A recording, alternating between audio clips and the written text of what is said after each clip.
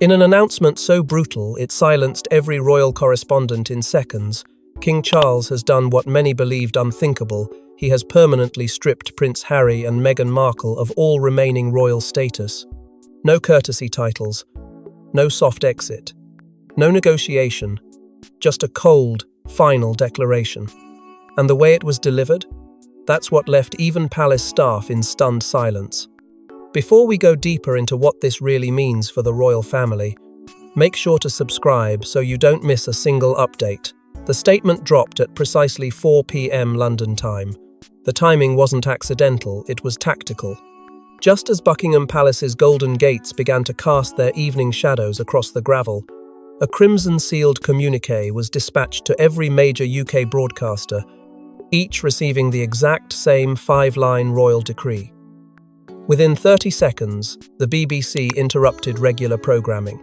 An emergency broadcast overlay appeared, and the air went still. No leaks, no foreshadowed headlines, no early access to favoured correspondents. Even the BBC anchor, usually composed, stuttered over the words, "Royal status, removed, permanently."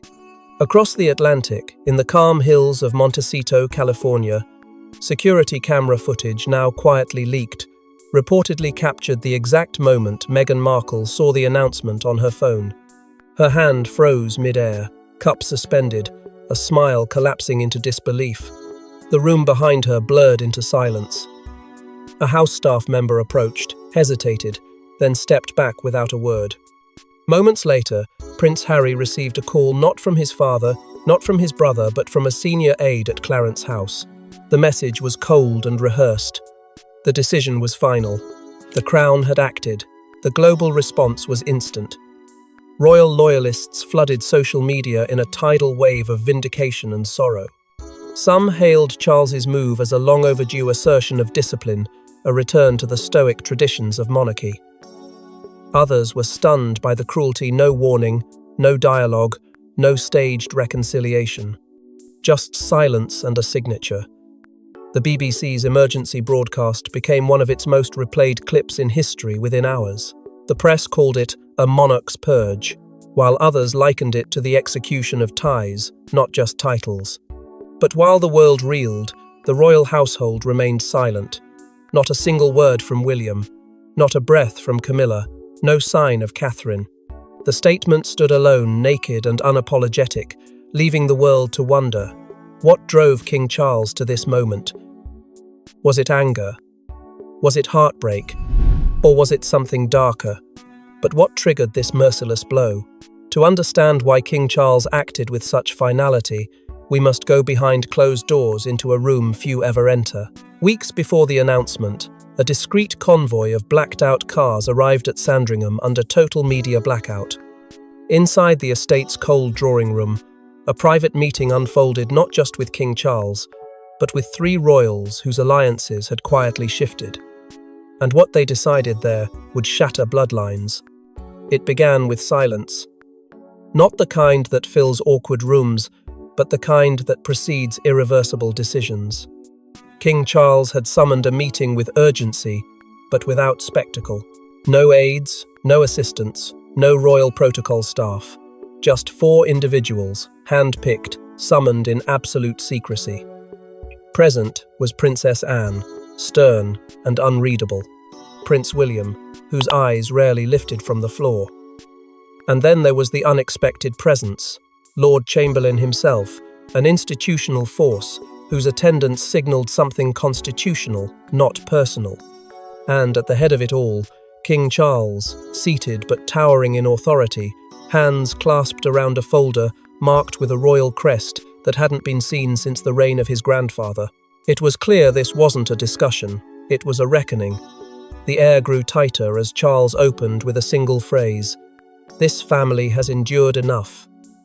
Anne, never one to veil her emotions, snapped open a dossier and threw it onto the table. Papers spilled out.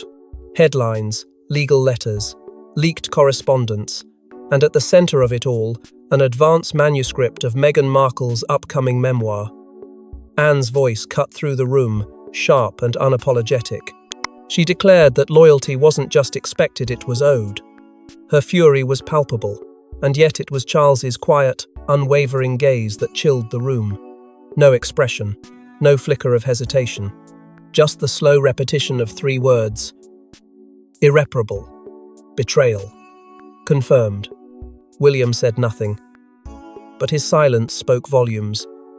His eyes never met his father's, nor his aunt's. But when Charles finally looked at him and asked, "Are you ready?" William didn't flinch. He gave a single nod. That was enough.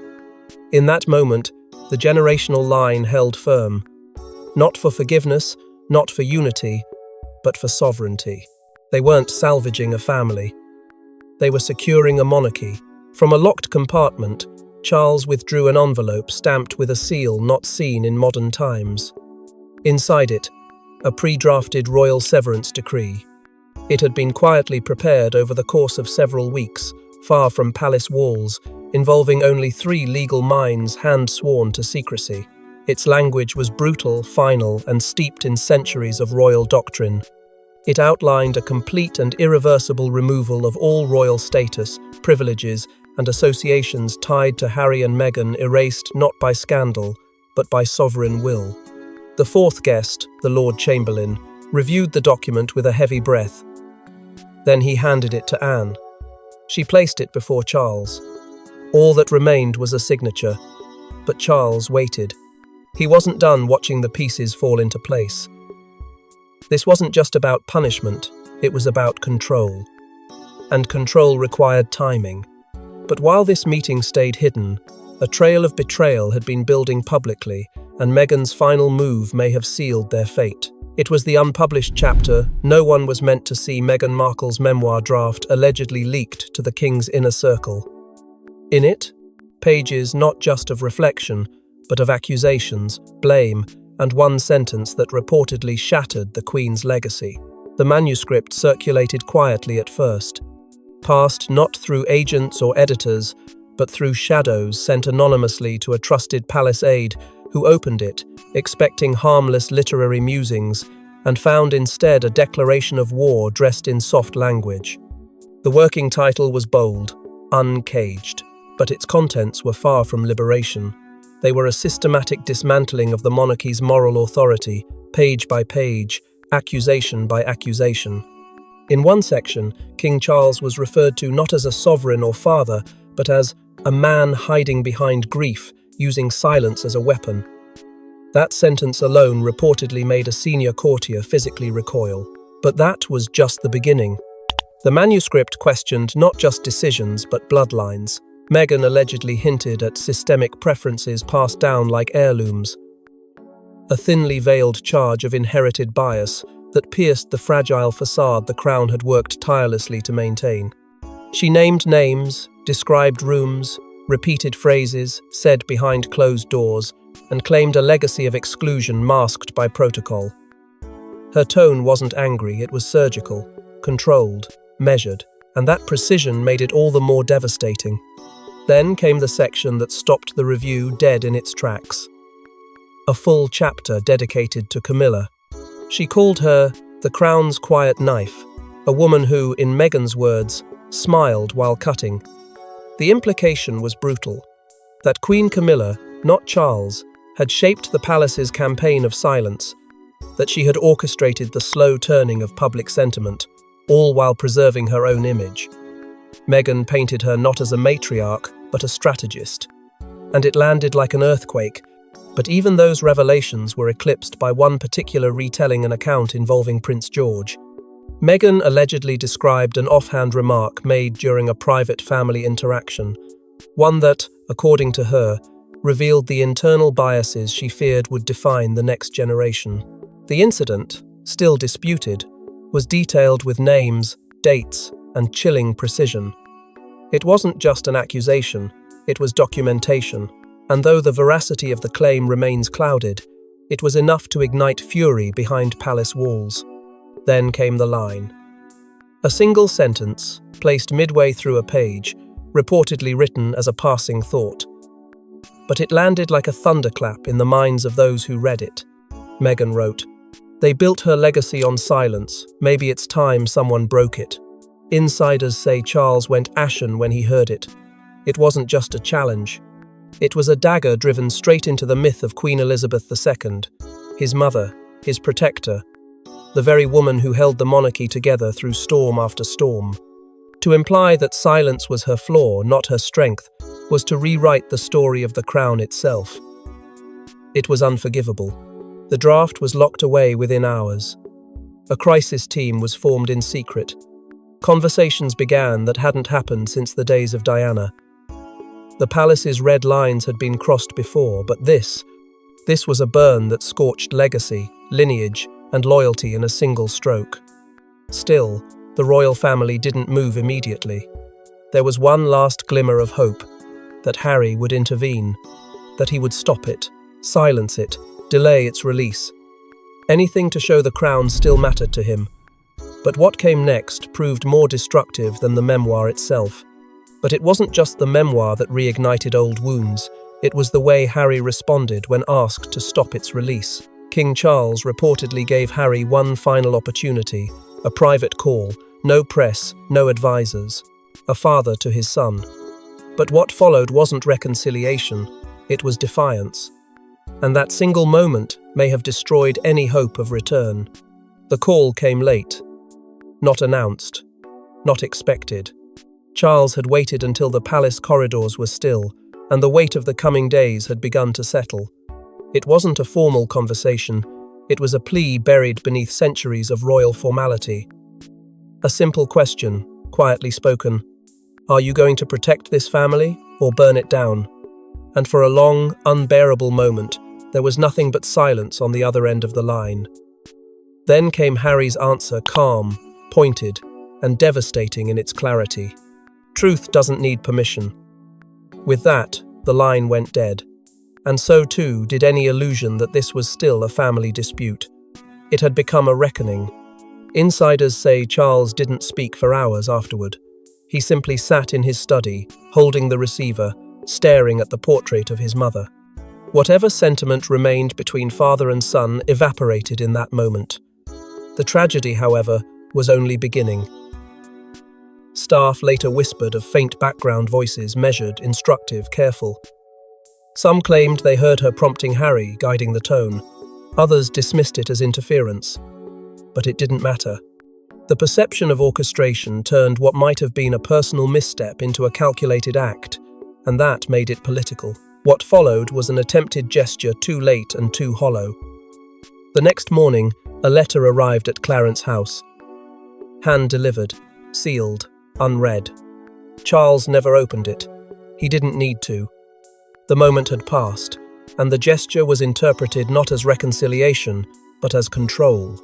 A bid to rewrite the tone of the previous night's confrontation. It failed, miserably. When Prince William was briefed, his reaction was immediate and fierce. Sources say he left the room before the report was even finished. The betrayal, in his eyes, had transformed from personal to constitutional. This wasn't about siblings anymore. It was about the monarchy itself, about lineage, loyalty, and lines that could no longer be blurred.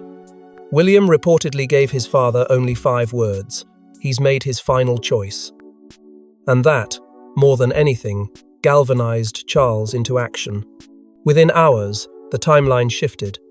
What was once scheduled for weeks later was moved up. The severance decree, still waiting in a locked drawer, was summoned. Staff were instructed to begin preparations for full procedural removal. Not with vengeance, but with precision. No more hesitation. No more waiting for another chapter, another leak, another apology wrapped in ambiguity. The monarchy had spoken, and its voice was no longer trembling. Behind palace gates, final preparations began not for negotiation, but for erasure. And the first place that reflected this shift, the royal archives. Without ceremony or explanation, key references to the Duke and Duchess of Sussex vanished from royal web pages, internal briefings, and ceremonial schedules. But it wasn't accidental, it was systemic, deliberate. And the digital guillotine was only the beginning. It started quietly, lines of code rewritten, biographies shortened, entire paragraphs replaced with the sterile phrasing of former members of the royal family. Publicly available records, once rich with photos and quotes, were wiped clean of warmth and affiliation. Analysts first noticed the changes in the early hours timestamps on the royal family's official website showed silent edits made in rapid succession. The Sussexes' official timeline was compressed, details blurred, milestones left unacknowledged. It was as if history itself had been told to forget them. Inside palace walls, the erasure went further. Invitations to upcoming state functions, already printed and sealed, were quietly destroyed. New ones were issued with modified seating, charts, names omitted, protocols shifted. The Duke and Duchess of Sussex were no longer listed among the extended royal guests. The omission was brutal in its simplicity. No explanation, no footnote, just silence. Internal communications followed suit. Senior aides were reportedly briefed with firm, uncompromising instructions. The titles HRH, Duke and Duchess of Sussex, were to be removed from all internal correspondence. They were not to be referred to by status, only by name. The directive was chilling in tone and clear in purpose. This was not exile, this was deletion. By the end of the week, even ceremonial planning documents bore the marks of the shift.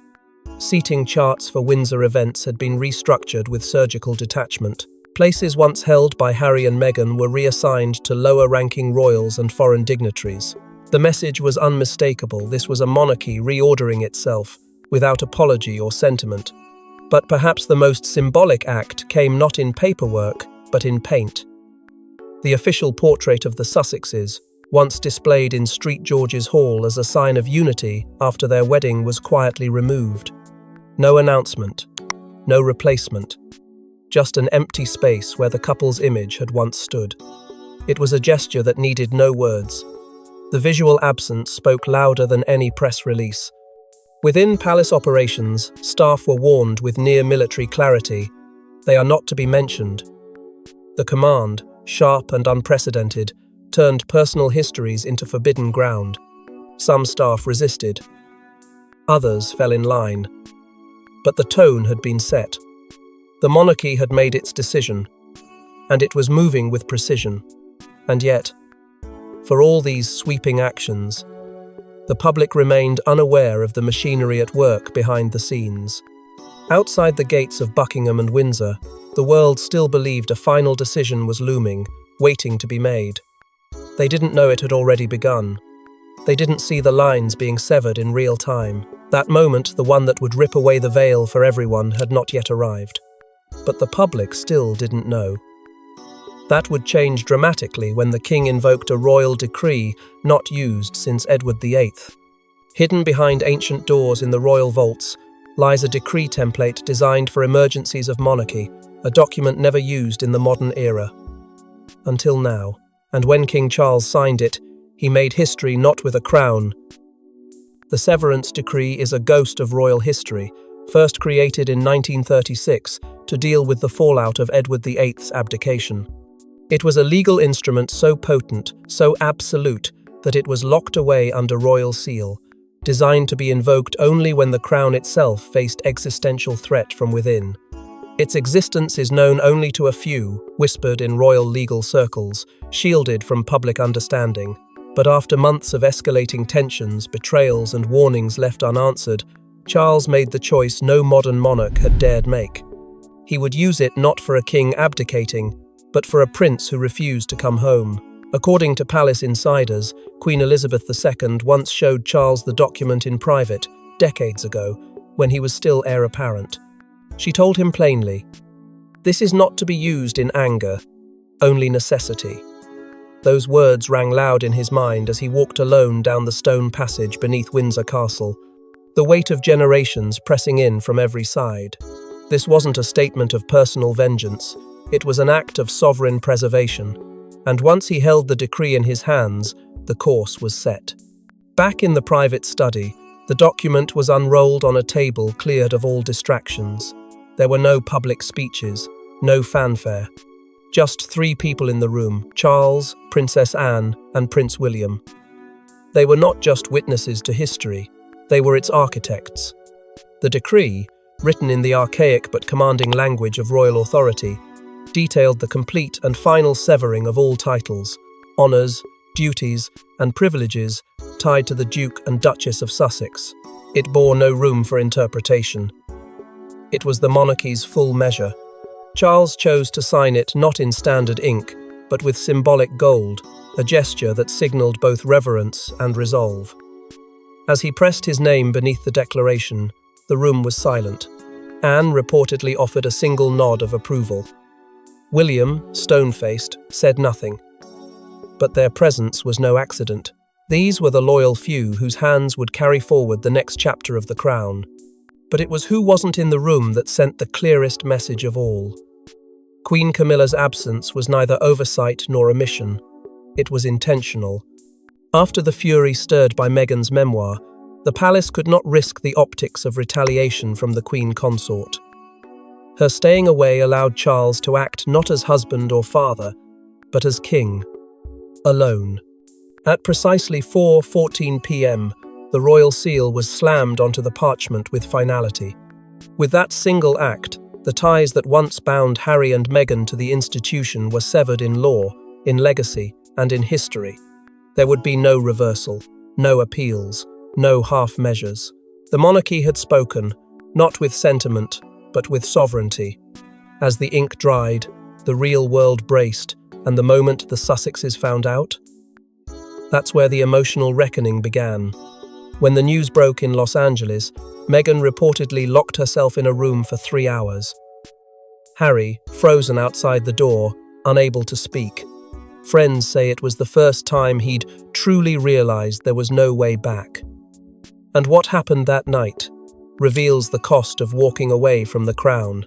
The official statement had barely hit the UK press when American outlets exploded. The severance decree had gone global within minutes.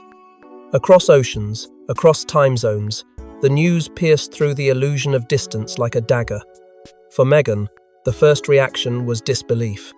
According to one close contact, she said, "It's a bluff. It has to be. They can't actually do this." But as more sources confirmed the legitimacy, the gravity began to settle. She locked the bedroom door and vanished from view, not out of retreat but out of fury. The isolation wasn't silence, it was shock turned inward. And on the other side of that door, Harry stood motionless, waiting, listening, powerless. Outside, the household had no idea how to respond. The children were kept away. Security tightened without instruction. Meanwhile, Harry did the only thing he could. He walked. Neighbours say they saw him pacing the property's edge, sleeves rolled, fists clenched, mouth moving but no words audible. One reportedly overheard him asking, over and over, "Is this my mother's fault?" It was a moment so raw, so broken, that even those closest to the couple dared not approach him. It wasn't just grief. It was the collision of past and present, of decisions made in defiance now echoing in devastation. Meghan's silence finally shattered, not with calm, but with a scream that reportedly echoed down the hallway. "They'll never take our son next." The phrase, sharp and spontaneous, revealed a deeper fear that this wasn't just about titles or press headlines. It was about legacy, protection, bloodlines. She believed the institution had drawn a line, not just through their names, but through their children's futures. What began as outrage curdled into paranoia, and Harry, when he finally returned to the door, said nothing. Because there was nothing left to say. Desperation followed. Multiple calls were placed to Prince William's personal line. All went unanswered. One aide later revealed that William had placed Harry on a silent block list weeks before. Not to be cruel, but to prevent last-minute appeals from shifting decisions already made. That silence, once tolerable, now felt brutal. The weight of abandonment was no longer abstract, it was confirmed. By morning, the imagery was stark. Harry was seen standing alone by the gates of Montecito, arms folded, face blank. It wasn't a dramatic outburst or a performative gesture. It was stillness in the aftermath of collapse. For the first time, the man who had once walked proudly behind his grandmother's coffin was now standing before a future where the crown had not just left him behind, it had erased him entirely. But while the Sussexes unravelled privately, a very different energy was building inside the palace, one of finality, pride, and ruthless order. In a rare moment of total unity, senior royals emerged not with apologies but with authority. Princess Anne spoke first, then William. Then, in a move no one expected, Catherine appeared in full regalia, stepping forward as if to say, "This is the family now." The world had barely absorbed the shock of the decree before the palace moved with orchestrated force. The royal garden, typically reserved for ceremonial calm, was suddenly transformed into the stage for one of the most defining statements of the modern monarchy. There was no delay, no faltering, no soft preamble. Princess Anne stepped to the forefront, flanked by her brother's most trusted aides, and delivered a message laced with finality. The monarchy does not retreat, it adapts. It endures. Her voice carried the weight of someone who had never bowed to popularity, only to duty. And in that moment, it became clear this was not the beginning of a crisis. It was the declaration of control. Then came Prince William, reserved, measured, but sharpened by months of quiet fury. His words were brief, but piercing. "We protect what matters."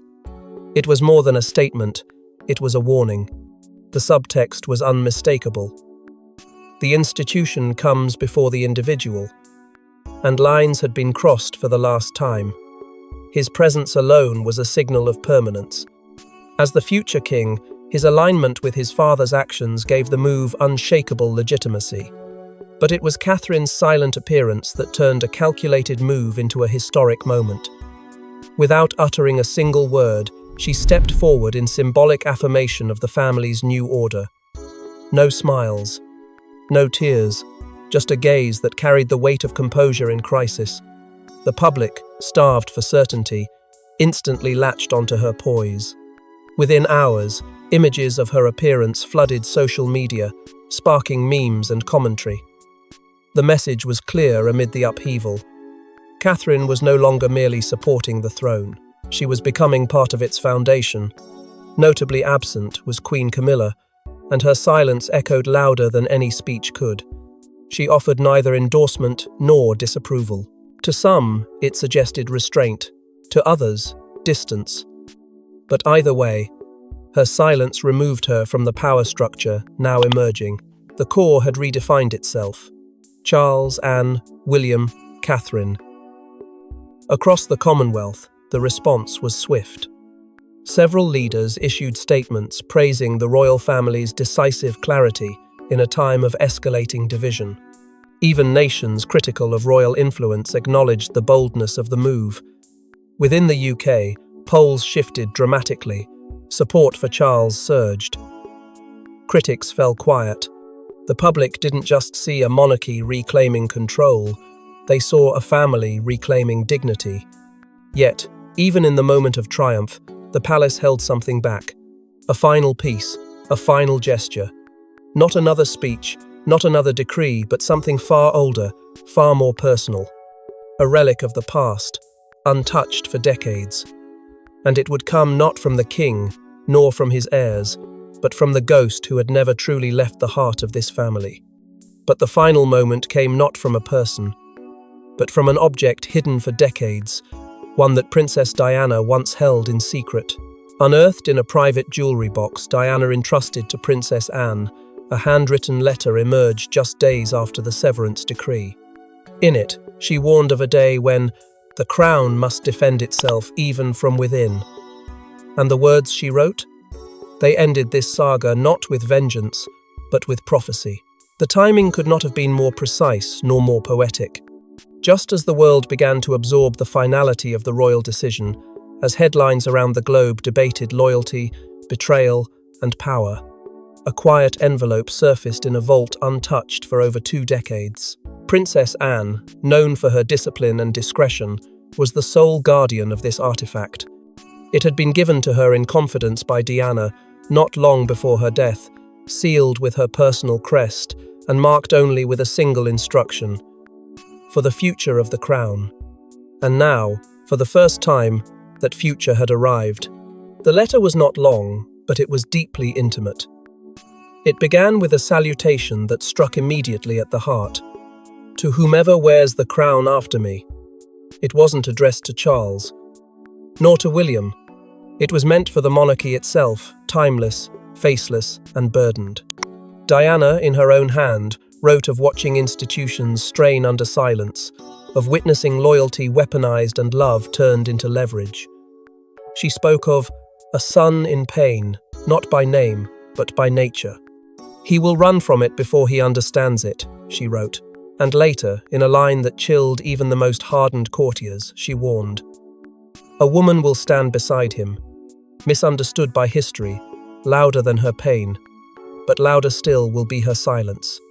The letter never named Harry or Meghan, but it didn't need to. Its phrasing cut with timeless precision. It offered no sides, only reflection, no condemnation, only recognition. Diana had seen the shape of the conflict long before it took form, and she closed the letter with a sentence that now echoed across every corner of the royal world. Anne's decision to release the letter was not made in haste. She waited until the public fury had calmed, until the institution had spoken with finality, until silence no longer felt like strategy but like absence. And when it was released, not with pomp but with grace, it was the people who elevated it. Within hours, the letter was trending as the final blessing. Not because it pardoned, but because it understood. Because it didn't seek to rewrite what had happened, it simply warned us that, in time, it always would. Crowds gathered at memorials, candlelight vigils reignited across the UK, and for the first time since the decree, the royal family stood not in defence, but in reflection. They didn't issue a statement. They didn't need to. The words had already been written, and they had been waiting. The monarchy may survive this storm, but the echoes of this decision will live on not in protocol, but in memory. Thanks for watching. Don't forget to like and subscribe, and we will see you in the next one.